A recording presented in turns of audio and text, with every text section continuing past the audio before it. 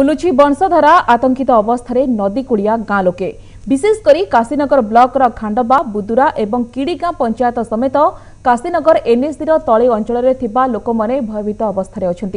चलित वर्ष भल वर्षा होइथिबारु चाष भल होइछि। तेबे बन्या जल प्रवेश कले जमीरे बाली माड़ीजिबार भय थिबारु चाषी मुंडरे हाथ दे बसिछि। वंशधारा नदी काशीनगर ठारे 54.60 मीटर विपद संकेत थिबा बेले वर्तमान नदीर जलस्तर 54.90 मीटर रहिछि।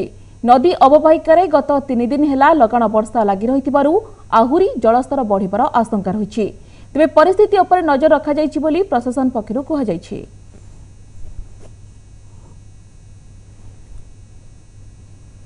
गुरुप्रिया सेतुरे जल विपद संकेत टपिछि। चित्रकोंडा जलभंडार रे जलस्तर वृद्धि पाउथबारु एभली परिस्थिति सृष्टि होइछि।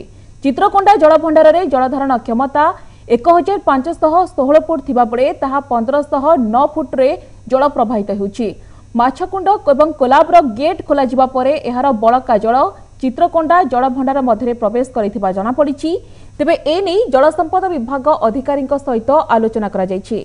आंध्र प्रदेश सिलेरु विद्युत केन्द्र प्रकल्प मुख्य जंत्री पीआईपी रो मुख्य जंत्री बालीमेला जल एवं विद्युत प्रकल्पर मुख्य जंत्री प्रमुख मिलित आंतःराज्य जल बंटन कमिटी द्वारा आलोचना करा जाई निष्पत्ति नियाजिबो बोली कहा जायछि।